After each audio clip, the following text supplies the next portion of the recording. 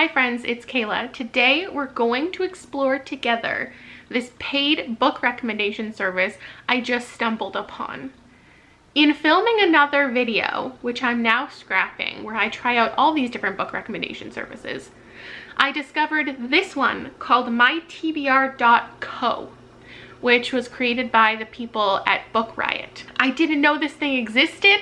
I wish they did more marketing towards it, because like in my journey of book recommendation service trying that I just filmed, this is what I was looking for the entire time. I looked through Goodreads recommendations, which I hate. I tried these random sites where you just type in a favorite book and it recommends something else. I looked into a bunch of recommendation services that were actually just book boxes and not catered recommendations, but kind of pretending that they were catered recommendations, but everybody actually just gets the same book. Then I found this one where you actually pay like $15 and you get 3 personalized recommendations. There is a bigger plan, from what I understand, where you can actually get those books sent to you, which is so cool, but it's only available to people in the States. So I thought, instead of all of those other services where I ended up with terrible recommendations, my goal was to actually read them and comment on them, but they all turned out to not be what they seemed. So we're gonna check this one, which is the only paid one I discovered. So that's as far as I got into my research. That's all I know so far. And now I'm gonna go ahead and do it with you, and we're gonna get the books, we're gonna read them, we're gonna discuss. It says, in a book lover's life, there's nothing as magical as a perfect, surprising recommendation from someone who just gets you. But finding those people can be tough. Agreed. That's where TBR comes in. Oh, TBR stands for Tailored Book Recommendations. Tell us about your reading habits and what you're looking for, then select the plan that best suits your reading lifestyle. Choose from the hardcover plan or the recommendations only plan. Our expert bibliologists, let's click on that. Okay. We've got a bunch of people, and they're going to call on decades of reading to select 3 books just for you. Yeah, so $15 per quarter. I'm assuming that's American, so it'll be more like $20 for me. What happens if I'm recommended a book I've already read? That's the fear with getting the books sent to you without knowing what they are, is like, what if you already have them? Okay, I'm choosing the just recommendation plan. Apparently I'll get my recommendations within 2 weeks. I'm actually going to show this to you on full screen so you can see everything that I see. It's definitely easier to use on like a desktop. So it's asking me my favorite genre. So we're gonna put mystery, thriller, contemporary, I guess. And how do I explain my weird taste with like magical realism or fabulism or light sci-fi? Fantasy, magical realism, fabulism. I think that all kind of fits. Next is, what are the last few books you really loved? Just what? The last few books I really loved. Okay, so let's pull, like, if I want a thriller recommendation. Here are some thrillers that I liked recently. The light sci-fi, fabulism, magical realism type of stuff. I'll put, you know, Wilder Girls, Middle Game, We Are the Ants. What else? Maybe I'll fill this out more thoroughly after I'm done. I'll go back and really fill it out. And then for hard-hitting YA contemporary, like, what type of stuff am I looking for? I'm looking for stuff like The Hate You Give. What have I read recently? The Last True Poets of the Sea? Maybe I'll say Moon of the Crusted Snow. Because that gives you an idea of like the intensity I want, but also the little apocalyptic stuff. Then they ask, is there anything you want to explore more of in your reading life? Which I think is a good one. And so I put dark games and competitions, because that's not something that you would surmise from my list of favorites or my list of favorite genres, because I haven't really found that many dark game type books that I enjoy, but it is something I'm actively looking for. I just don't have any examples of ones that I've loved. And then you can choose if you want your bibliologist to stay like with what you already like or to branch out. I'm gonna say keep it familiar because the whole point is to see if I get recommendations that are perfectly tailored to what I already love, and if I end up loving them. Oh, perfect. And then this one says, are you looking for recommendations on a certain theme? I'm gonna give them 3 things that I'm looking for to just see how this all works out. So I want a good thriller, mystery, suspense recommendation from them. I specified domestic and psychological just so it helps maybe dictate that I don't want courtroom or medical or detective type mysteries. The next one I'm putting is hard-hitting YA contemporary, because if I do get a YA recommendation, I would like it to be here. I do tend to like hard-hitting YA as opposed to hard-hitting adult. And then the third one I'm putting light or soft sci-fi or fantasy. And this one I'm not specifying the age range because I'm down for whatever. And then this one is anything else you want your bibliologist to know before they pick your books. And we're gonna say the gayer the better, because we want some queer picks. And then after that, I actually get this whole TBR profile that my person will look at. Okay, now let's fill it out. What are your all-time favorite books? Should I just link my video of all my favorite books? Can I tell them I have a Goodreads shelf for that? Any books you absolutely hated? Oh my god, I love that question. So I can even put in this box, like, not books that I necessarily hated, but books that I don't want that type of book recommended to me. So like, there are some examples. And then by putting in like recently read thrillers that I hated, maybe it'll give an idea of the type of thrillers I don't want. And then any type of content you'd like your bibliologist to warn you about, I think is a really good thing in here that some of you might find helpful. I kind of included that in deal breakers. Even though like my requests make it clear what I want, I can specifically say like, I don't want historical books, or I don't want romance books. I also added that I don't really want supernatural. I put my dislike for famous characters, detective POVs, shape-shifting. That might not be something you're aware of. I hate shape-shifting, and I put pregnancy and abortion. These are just things that I don't feel like reading right now. So that it doesn't even mean that like I've hated every romance that I've read, or I'll never like a book with famous characters. But in this context, these are things I don't want right now. Then what are a few favorite TV shows and movies? I put Pursuing a Wallflower, Finding Carter. It's the only TV show I could think of besides The Challenge. And then a bunch of like time travel-y ones like The Butterfly Effect and About Time and Donnie Darko, so they know what type of like sci-fi I'm into. I also put The Craft and 13 and Disturbia. Not all of my favorite movies, because like I would add in Almost Famous in here, but why? If I really don't want to read about famous people, would I do that? And then what's cool here is you can link your Goodreads so they can look at everything. I feel like I should add my channel in here, but that might just get ridiculous. That's it. And now we just wait. Hello, hello. I'm not going to attempt good lighting or anything. I should wait till tomorrow to do this, but I've been sitting on this email for 12 hours. This morning I got an email at 9:06 saying your pigeon is ready. I'm gonna screen share so we can look at these together. Oh my gosh. I don't know what I'm hoping for. I have been thinking about the fact that they want to see your Goodreads in order to not recommend you something already on your radar.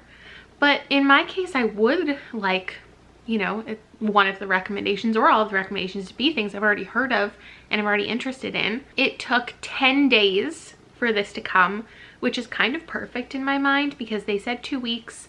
It's close enough to 2 weeks that I feel like it took enough, like they took their time, even if they didn't, even if they knew what they were recommending after 5 seconds of looking at my list, even if the recommendations were robotic, like it just gives me a comfort in thinking, even if it's not true, that they took 10 whole days to curate the list. Okay, I'm ready.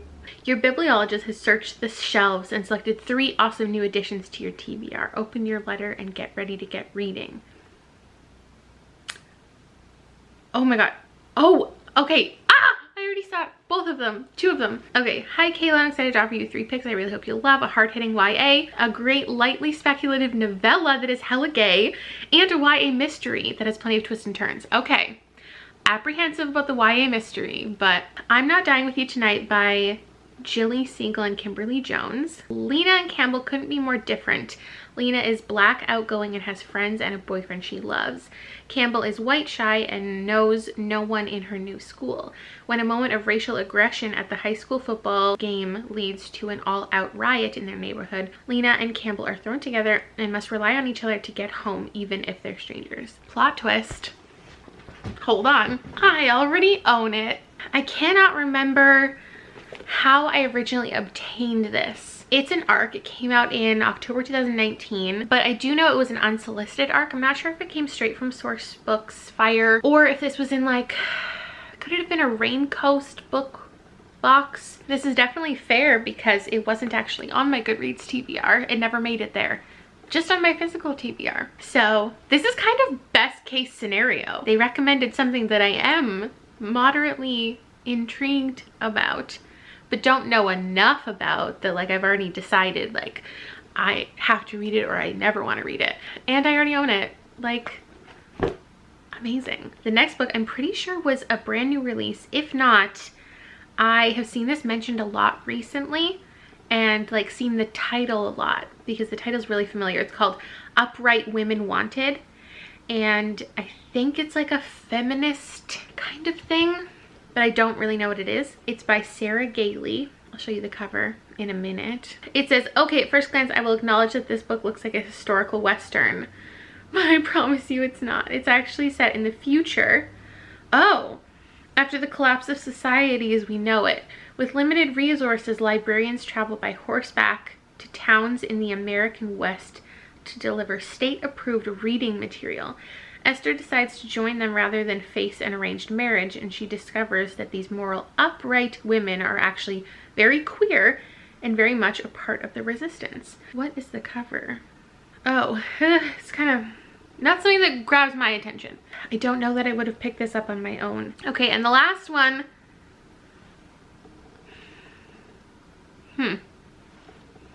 Okay.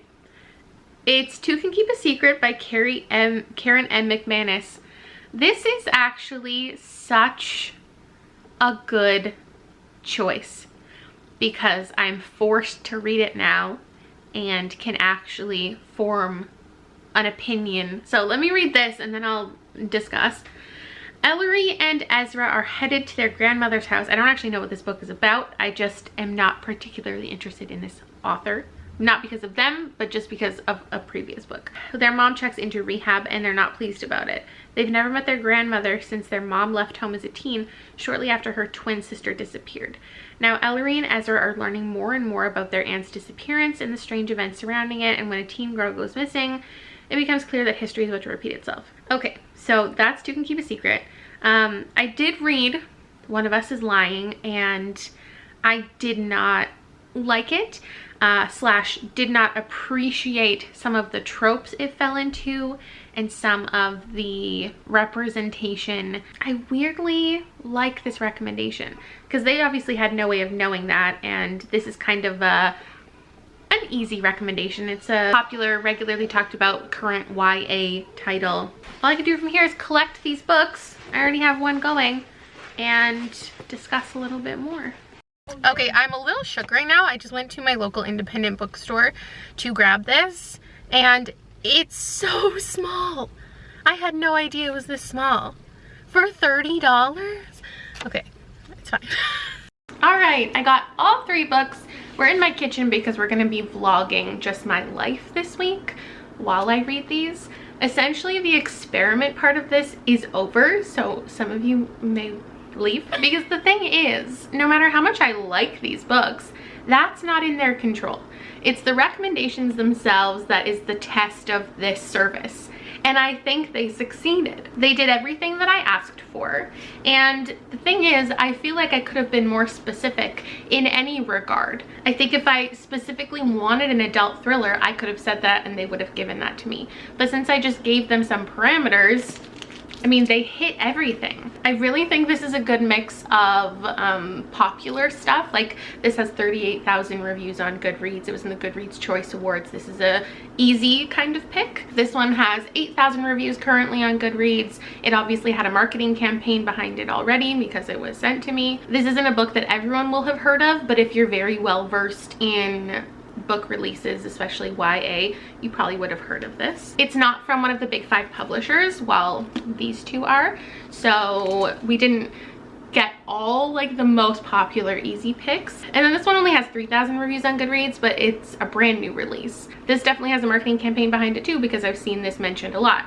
Is that because I follow Tor, or has there been ads? I'm not totally sure. For me, before having actually read these yet, I think this is my perfect type of selection. If they had given me all 3 super popular, already hyped books that like I've seen everybody read, I feel like I would have been disappointed. And if they gave me 3 books I'd never heard of, I might be a little disappointed. So for me, the service worked perfectly. I would have liked to have been sent the books. I think that would have been interesting. And I think the fact that they do send out the books in some cases might be why they're newer releases. But I think if I had asked for lesser known titles or older titles, they would have fulfilled that. Let me know if you want me to do a part 2 of this, and tell me what you would want me to ask for next time. And now, if you don't want to see me, you know, hanging out in my house in isolation, making Instagram coffee and doing mini book hauls for the next week, skip ahead to the end to see my final thoughts. For those of you sticking around, I am going to start with I'm Not Dying With You Tonight. I feel like I haven't read a really hard-hitting YA contemporary in a while, and this is definitely not something that I have read before. The entirety of this book, from what I understand, takes place during this riot. I've read books about riots, people participating, or people just watching them, or people talking about them, but not for the entirety of 242 pages. This is shorter than it looks. I feel like collaborative work has been really popular lately. There's been waves of it, but right now there's a surge of 2 authors writing books together. And sometimes I love it, sometimes I hate it. The most similar one that I can think of is Watch Us Rise by Ellen Hagen and Renee Watson, but I think that's a little lighter. I loved that book so much. It was one of my favorites of the year last year. And it has a similar idea of like a white character and a black character coming together with themes of like social justice and racism in a high school setting. Now, what we're all here for is the Instagram, oh no, TikTok, frothy coffee situation. I've seen this everywhere. I need to try it. I got 2 exciting packages today. Book mail, Felix Ever After by Case and Calendar, which I'm just dying to read, but I think I might hold off until the Queer Lit Readathon at the end of May. But I'm gonna take a picture of it today because it's beautiful. Maybe I'll take a picture of it with my coffee if it turns out well. This is a milk frother. Basically, you mix like instant coffee with sugar. I don't put sugar in my coffee. I also don't really put milk in my coffee, but then it's like an iced latte because it's so much milk and then ice, and then it all froths up, and it's supposedly amazing, so I want to try it with you, and I'll tell you the plot of the book while I make it. Cool? So the book says Lena and Campbell aren't friends. Lena has killer style, or is it Lena? I don't know. Maybe I'll check out the audiobook to make sure. Lena has her killer style, her awesome boyfriend, and a plan. She knows she's gonna make it big. Campbell, on the other hand, is just trying to keep her head down and get through the year at her new school. When both girls attend the Friday night football game, what neither expects is for everything to descend into sudden mass chaos. Chaos born from violence and hate. Chaos that unexpectedly throws them together. They aren't friends. They hardly understand each other's point of view, but none of that matters when the city is up in flames and they only have each other to rely on if they're going to survive the night. Overall, it sounds really intense. Like the city is up in flames, the entire city. But seeing as it started at a high school football game, I'm just so curious what the inciting event is, like what kicks it all off. We've got Jilly Siegel and Kimberly Jones. Neither are authors I've ever heard of before, and I don't know if this is their debut thing, but I'm definitely excited to see how their perspectives are different, how the writing style is different. So ignoring that this straw is too big for this cup, it's definitely not Instagram worthy. I probably added a little too much liquid, so it didn't get like the hard peaks like I wanted. But I feel like it's gonna taste like milkshakey. It's also gonna be really strong, I'm just realizing, because thinking about other people making this, they didn't do it in a glass that they normally drink whiskey out of. This straw's way too long. I look so ridiculous.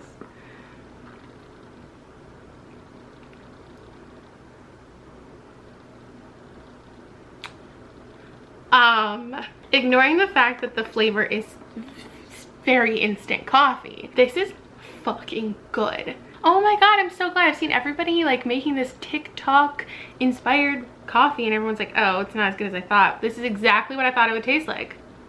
And the sugar doesn't bug me too much. I was wondering about it because everyone said you had to add sugar in order to get like the frothiness. And since I don't normally buy sugar, like I don't even buy sweetened almond milk, I buy unsweetened. I don't like my drinks to be sweet. This doesn't even taste sweet. It is too much sugar though for the size of a cup. Oh my god, yum. I feel like I'm gonna be fucking wired today and ready to read. So I'll let you know when I've read some of my book.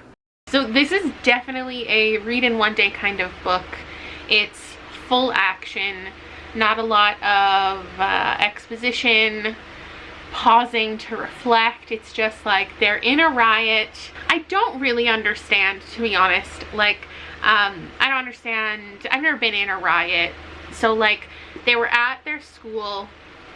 There was somebody shot somebody, and then a riot begins, and then they escape into like downtown, let's say, and there's a riot there as well with like thousands of people all of a sudden. And I'm just like, why don't you just like leave? Like, I obviously am not understanding, because they're like going from here to here to meet up with somebody, but they're not there, but her boyfriend didn't show up and they need to find this car. And I'm just like, why don't you just like walk away? And just like walk. It's getting dangerous because there's like people in the streets, there's police officers, there's looting going on, and I'm just like, can you just like run in the opposite direction and just like get out of it? So I'm over halfway through, and I don't think this is gonna have a broader conversation. I thought maybe it was kind of a commentary on police brutality, racism, discrimination, because we do see those themes throughout, but I don't think like that's the goal of the book, which is fine. I guess I was wrongfully expecting more of like an Angie Thomas, Nick Stone, Jason Reynolds, Renee Watson thing where like, you know, the plot's right here, but the themes are all encompassing. They are two teenage girls who misunderstand each other. She's pretty new to school, so they just don't know each other. She assumes that she is a rich white girl who has like the perfect family, and then she just like is really naive about the Black experience and doesn't understand why like Lena would be worried about being around police officers during a riot. And I guess the whole point is just that they come together, they learn things about each other, they put their assumptions aside and they work together. But I also don't think they're really that well developed. Like, we're getting glimpses into their life, but not enough to really feel connected to anybody. All right, I finished it. I don't know how to feel about this book because it didn't do anything bad. It didn't do anything wrong. It was enjoyable. It was fast-paced. It kept my attention, but like it didn't really do anything. I don't need a book to like teach me something or have some huge overarching like moral of the story. It's just I'm a little conflicted on what this book like accomplished. These two characters learn a little bit about each other. They come to understand each other better. I didn't really care about them or their friendship. It was her relationship, Lena's relationship with her boyfriend frustrated me a lot, and that didn't like change at all, which I was kind of expecting some commentary on. Her relationship with her parents, like nothing came of that. There was one scene I really liked at the end of the book, kind of the finale of like what happens with her dad's shop, and I appreciated how that all came full circle. But overall, I've just never read a book like this, this tone. Like everything felt like really high stakes, but at the same time the behaviors didn't really convey that. I don't know, it was all a little weird. Yeah, I think a middle of the road, like 3-star is probably appropriate here. I didn't dislike it. I didn't really enjoy myself. It's just over. Like, that's it. This was a day out of my life. Good morning. Liam and I are just chilling today. Today we're working on fractions with buttons, and we're reading wholes, and I asked Liam if I could film him, but he said he won't smile. And he just got this in the mail. Ooh, I waited a month for this. We don't really know what it is, but he's gonna build it today. Yo. Oh my, very interesting. And I am going to read Upright Women Wanted. I'm assuming I'm gonna finish this in one day because how many pages is this? 171 pages. Easy. So we're following Esther, who is a stowaway. It says she's hidden herself away in the librarian's book wagon in an attempt to escape the marriage her father has arranged for her. A marriage to the man who was previously engaged to her best friend. Drama. Her best friend who she was in love with. Her best friend who was just executed for possession of resistance propaganda. The future American Southwest is full of bandits, fascists, and queer librarian spies on horseback trying to do the right thing. They'll bring the fight to you. Very interesting. So this isn't something I would have picked up on my own. I can tell you that pretty confidently. The idea of a Western just in general like this is not something that appeals to me. I've read a couple Westerns in the past, but they also had fantasy elements. So I don't think I've ever read a standard Western enough to say I don't want to read Westerns. And I won't be able to say that after this either, because apparently it's a future American Western. The idea of spies is also not something that really intrigues me, but the idea of librarians is interesting. And we've got queer characters, which I appreciate. This could really go either way. Since filming the introduction of this whole video, like in February, I have read a Sarah Gailey since and didn't love it, but I loved their writing. So, we'll see. Maybe this is like my new favorite book.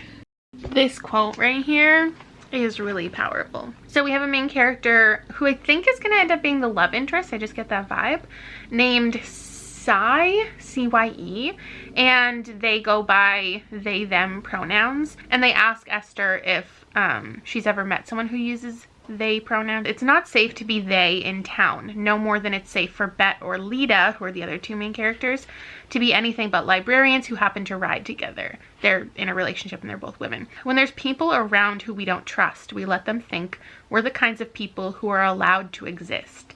And the only kind of librarian that's allowed to exist is one who answers to she. Interestingly, already by like page 20, she has been, Esther, discovered as the stowaway. So obviously this is a really short book, so I think things are going to happen a lot faster than I'm ready for. I figured she'd be hiding out for a while before they discovered her, but they discovered her like right away, and now she's joining the team of librarians, but we don't totally know what that even means yet. I did it, I'm done, and I'm pleasantly surprised.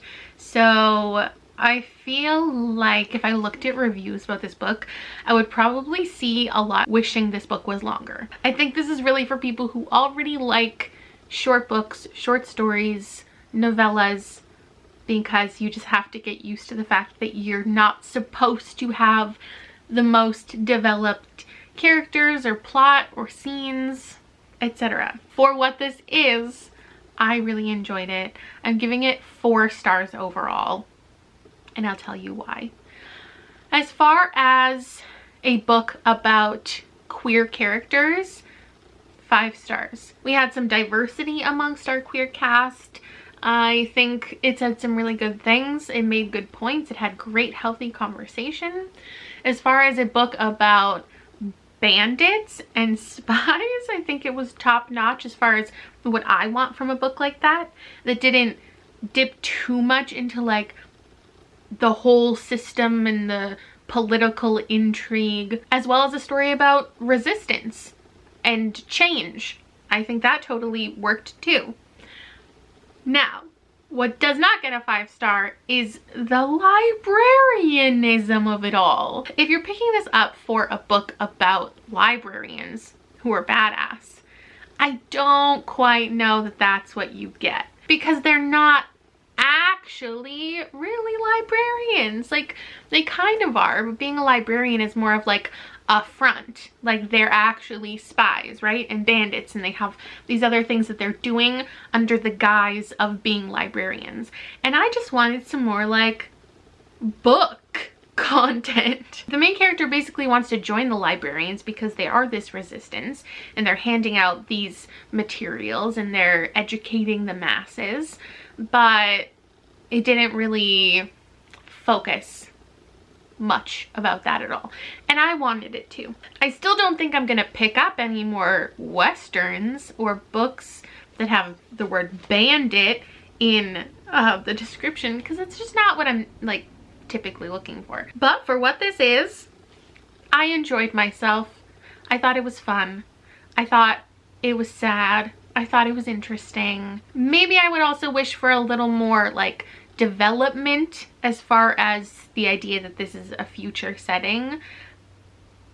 I guess the point is that it's kind of devolved into the way the world used to be, but there's really no conversation about like where the world used to be or how we're set in the future. I feel like if you didn't say that this was set in the future, I wouldn't have known this was set in the future. I'm not sure. Anyway, enjoyed it. So, solid recommendation. We're on to our 3rd book. It's called Two Can Keep a Secret by Karen M. McManus. I'm in Liam's room today. I feel like Liam's personal assistant these days, because I'm like, all right, you've got to wake up at this time. This time's your lunch. You have a meeting at 10:30, and then you have another meeting at 1 o'clock with your music teacher. Can we push your 2 o'clock meeting to like 2:30? I had 2 meetings today, so I'm not really showing you any real life stuff. Liam's mocking me. Here's a little book haul for you. Ghost Squad by Clarabelle A. Ortega. I was going to read this with Liam, and then he started reading it without me. You haven't gotten that far, have you? To page 9. Page 9. That's as much real life as I've got for you, because today is a long, busy day. And as soon as I find time to read this, I'll let you know. So in this book, we're following someone named, oh, I thought her name was Echo. That's where she lives. Oh God. So this book takes place in Echo Ridge. Ellery's never been there, but she's heard all about it. Her aunt went missing there at age 17. And only 5 years ago, a homecoming queen put the town on the map when she was killed. Now Ellery has to move there to live with a grandmother she barely knows. The town is picture perfect, but it's hiding secrets, and before school even begins for Ellery, someone declares open season on homecoming, promising to make it as dangerous as it was 5 years ago. Then, almost as if to prove it, another girl goes missing. Ellery knows all about secrets. Her mother has them, her grandmother does too. And the longer she's in Echo Ridge, the clearer it becomes that everyone there is hiding something. The thing is, secrets are dangerous, and most people aren't good at keeping them. Which is why in Echo Ridge, it's safest to keep your secrets to yourself. This is a pretty standard, like 330-page YA. I can't think of the last time that I read and loved a young adult mystery. We're gonna go for it. If it's one of the most popular ones of the year, like, it's gotta be good. All right, I am 36 pages in, so I've barely even began. And I've already been introduced to so many characters that I needed to start making a chart because there's literally so many. Hold on, let me count. 30 characters have been introduced by page 36. It's too many people. That's probably the point, is to introduce you to a lot of people, to establish like it's a small town and everybody knows each other, but also it's probably trying to confuse you. So I'm already calling like who's the culprit of the entire murders, which we haven't even heard anything about, 10% into the book. And he is, and I'll bleep that out if it turns out that I'm right. Part of my issue with the YA mystery thrillers is I just feel like they're a little too predictable, just in the way that the writing is done itself. I wouldn't claim to be enjoying it so far. Sadie's mom is an actress, and her storyline is talking about, you know, how she's got into acting and how people recognize her and how she wants to be famous. She's always wanted to be famous. She got this one walk-on role in a movie, and then she was zombie number 3 or something. And that's fine, but I hope that that stays as far as we get into that storyline, because I don't want to read about famous people or attempting to be famous people or just people in entertainment in general, I guess. But I was not expecting a second narrator, and I'm wondering if that's going to be the only other narrator. It seems like it. We have a boy and a girl, teenagers, who are going back and forth. So I'm assuming we're also going to have a relationship leading some of this narrative. Yeah, so that wasn't it. This took me all freaking day to read. Shouldn't have taken that long, but I could not. It just didn't hold my attention. Honestly, this is hard because like if I'm writing this for teens, like yeah, this is a great teen mystery, but I couldn't fully enjoy this. It was predictable, it was cheesy, it was repetitive, but did it do anything wrong? No. Was it like offensive or questionable? No. I would definitely recommend this to fans of Pretty Little Liars. Obviously, the title itself is like the song from Pretty Little Liars. I feel like this definitely would fit with that audience. The people who are interested in reading about like just relationships, like who in this small town of these 40 characters we have, who has slept with who, whose parent is now the step parent of this other person, who is cousins, who dated who in high school and now like wants revenge on them dating someone else. It's really shallow, and that's not necessarily a bad thing. But for me, reading something that my goal when I'm reading mystery or thriller books is a feeling of suspense, being on the edge of my seat, anticipating what's gonna come, and I just didn't feel that. This was a struggle. I would have DNF'd this 100% if I didn't want to complete it for this challenge. I don't want to be too harsh about this book because like it's not for me, and I knew that going into it. This isn't something that I would have grabbed for myself at this point in my reading life. But it's 2 stars. It's pretty late, so I'm going to do a final wrap up for you tomorrow. So my final thoughts for tailored book recommendations. I read 3 books with a mix of results. I had a 2-star read, I had a 3-star read, I had a 4-star read. So was it a complete success, and did I find a new favorite book? No, but only like 8% of the books I read anyway get 5 stars. So the odds were stacked against them. If this video was trying to answer the question, is this book recommendation service worth the money?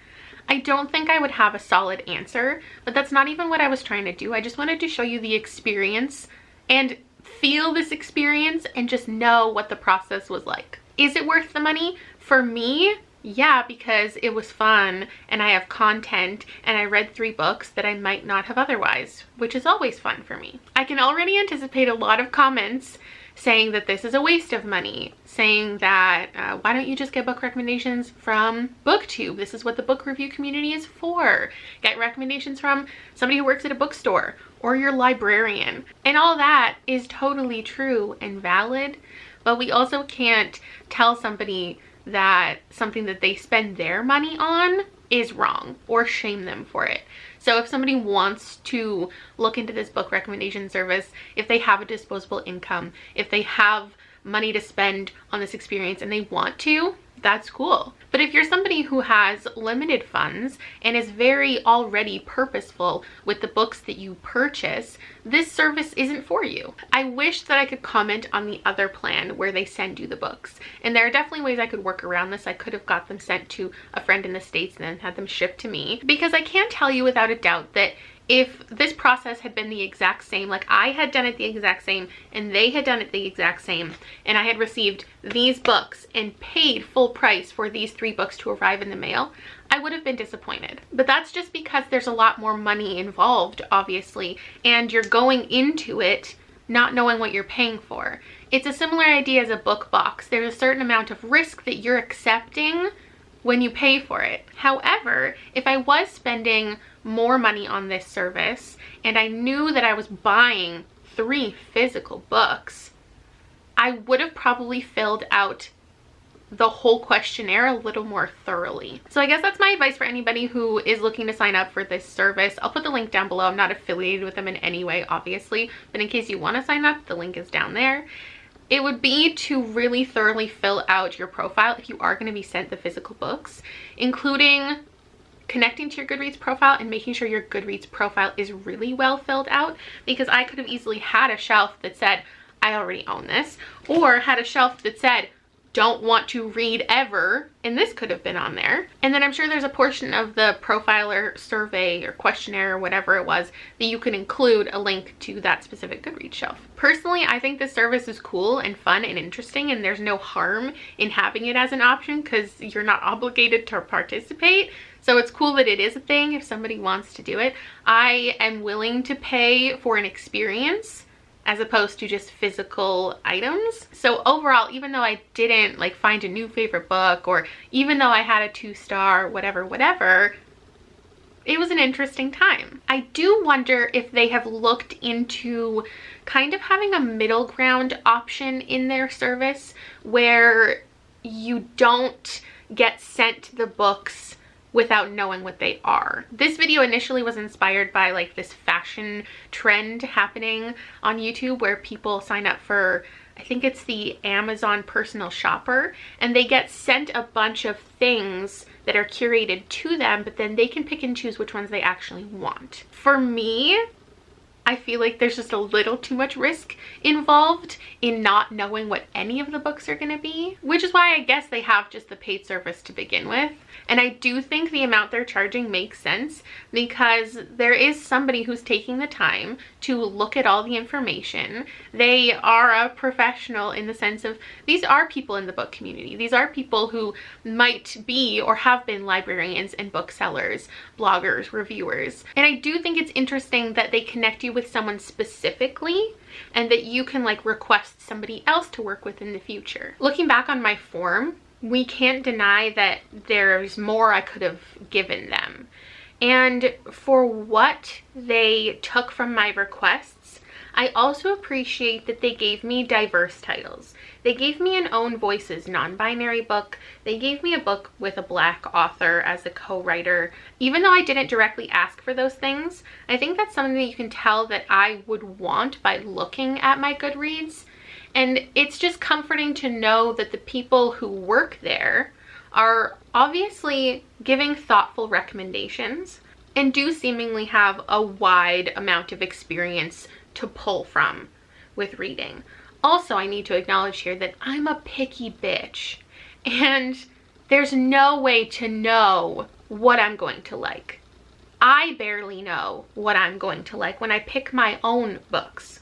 So they're doing great. Overall, an interesting experience. I had fun making this video, so it's worth it for me. Will I continue with the service personally? No, I don't think so. But that's just because I have people here who are really good at giving recommendations. You guys know my reading taste better than anyone else, but I can definitely see for somebody who doesn't have time to look through recommendations, really find books catered to them, and doesn't just want to buy off of like the bestsellers page of a book store website, like this is a useful thing for some people. And I would love to know your thoughts down below, what you think of book recommendation services in general, what you think of paying for book recommendations. Is this something you would ever try? Have you tried it? Do you know anybody in your life who could benefit from something like this? And let's be respectful, because remember, this is somebody's brand. Like, somebody built this business. It's a really cool venture. They obviously have staff who probably work super hard, and they should be really proud of building a business. So I don't know if I fully like reviewed these as well as I could have. So if you're new here, I do videos at the end of every month about every book that I read with a better review than probably what I gave you in this video. I will see you later. Thank you very much for watching. I'm looking forward to talking to you in the comments below, and let me know where you get good book recommendations from. I'll see you later. Bye.